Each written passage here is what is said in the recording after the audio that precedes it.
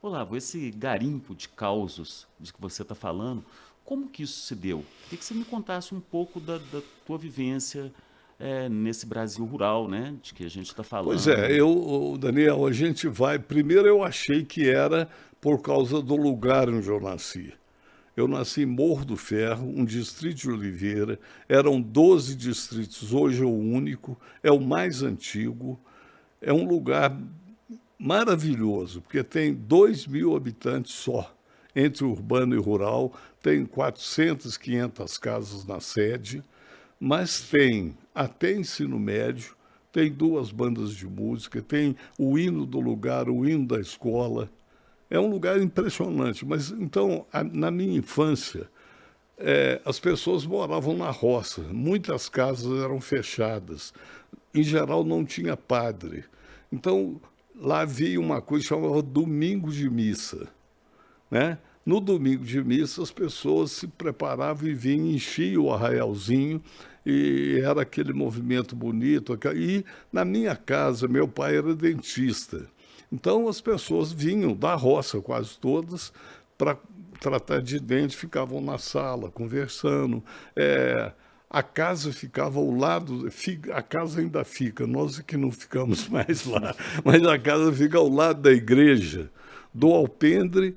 As pessoas estavam ali conversando, trocando uma novilha por não sei o quê, falando da vida, e até que o padre entrasse para o altar. A gente via do alpendre o altar. E aí falava assim: ó, o padre entrou. Aí ia todo mundo para a missa até na hora do sermão, que chamava prática. E durava muito tempo. Os homens saíam, voltavam para o alpendre, continuavam bebendo café, conversando, etc. As mulheres ficavam lá. Então, assim, eu nasci nesse ambiente. Então, eu pensava, quando a televisão chegou lá, eu estava na Secretaria da Educação, eu tinha um cargo de direção lá, de vez em quando tinha algum pepino, eu aparecia para explicar, para qualquer coisa assim. E um dia eu fui a Morro do Ferro, uma pessoa falou assim: eu te vi na televisão, mas quando eu chamei o pessoal, você já tinha ido embora.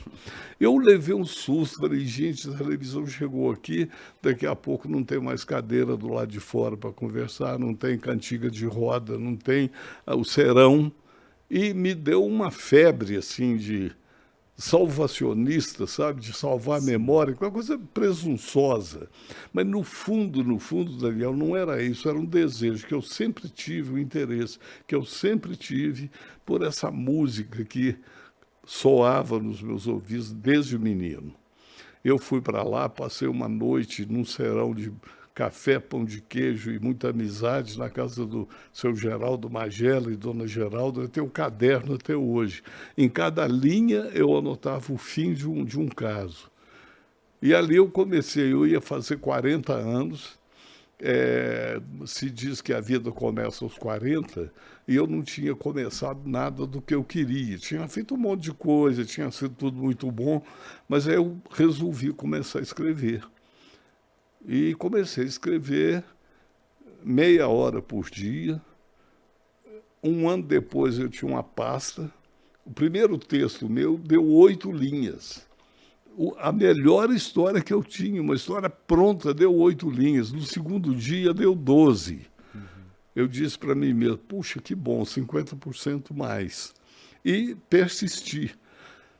No fim de um ano, eu tinha uma pasta que o Geraldo Magalhães, saudoso amigo, que era o editor do Caderno 2 do Estado de Minas, me chamou para publicar. Eu publiquei aqui durante 8 anos, 4 vezes por mês, uma vez por semana.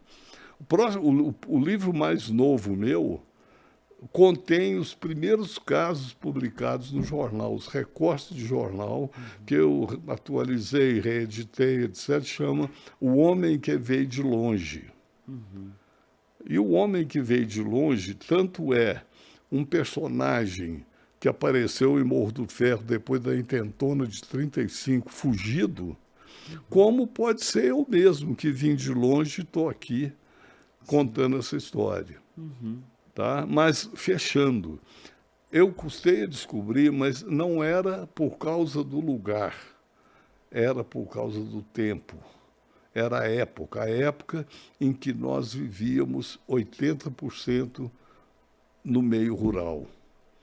Então, por exemplo, o ex-governador Francilino Pereira, que se tornou colega de academia, um amigo querido, logo que saiu Casos de Minas, que meu primeiro livro, está fazendo 40 anos agora, levou para ler numas férias e falou: uai, igualzinho a Angical, a minha terra no Piauí.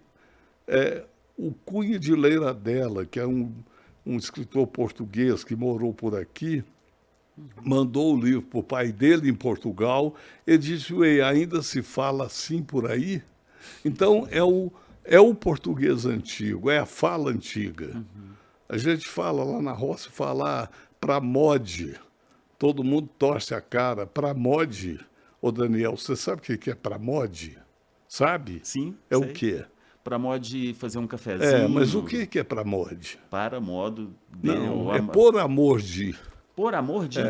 Eu faço isso eu não sabia, É então. por amor. Então você vê que quando eu falo em garimpo, eu estou falando disso.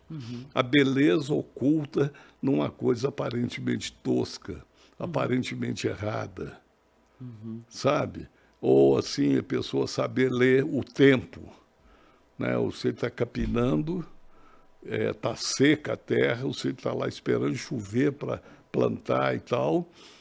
Qualquer sinal de chuva, aí o sabiá canta. É o pai e o filho. Aí o filho assim: ó pai, ó, sabiá cantou. Vai chover. Aí o pai fala assim: qual o quê, meu filho? Sabiá não é Deus. Se ainda fosse o macaco bugio, vá lá. Ou seja, tem uma hierarquia. Mas e nós estamos falando de livro, de Bienal de Livro, mas a primeira leitura é a leitura do mundo. Tá? É você perceber onde é que você está, perceber como é que funcionam as coisas. Lá na roça não se falava, presta atenção, falava: menino, põe sentido. Pôr sentido é ouvir e ver, né? Sentir de todos os modos, o gosto, o cheiro.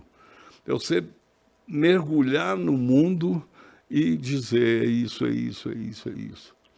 Tá? Então, quando você chega no livro, você já está treinado, você percebe no livro coisas que você normalmente não perceberia. O seu primeiro livro, Causos de Minas, ele é fruto justamente dessa vivência, né? Esses Exatamente. textos que você Como publicava no todos Estado de os Minas. outros, quase. Quer dizer, dos meus 20 livros, vou focalizar essa coisa mais mineira, porque tem outras pequenas famílias no meio que não vem ao caso agora, mas são todos com olhares diferentes, focalizando essa Minas rural. O único livro meu que tem cidade, a cidade estava submersa, chamava Cidade Submersa. Então, entendeu? E agora, assim, eu lancei o Caso de Minas em Morro do Ferro, na escola onde eu estudei, no lugar onde nunca tinha havido lançamento de livro, e eu nunca tinha autografado um livro. Eu fiz questão, antes de fazer o lançamento aqui, no Abílio Barreto, eu autografei 540 exemplares. É uma coisa absurda você pensar isso, né? Eu autografei lá. E eu estou querendo lançar agora esse mais recente. Quando me perguntam qual é seu último livro, eu falo: não escrevi meu último livro ainda. O mais recente é O Homem que Veio de Longe, que tem na capa o padroeiro de Morro do Ferro, que chamava-se São João Batista. Tem uma imagem de São João Batista no andor, carregado pelo povo, na noite de São João. Eu estou querendo lançar esse livro lá, quer dizer, 40 anos depois, O Homem que Veio de Longe volta. Né? Sim.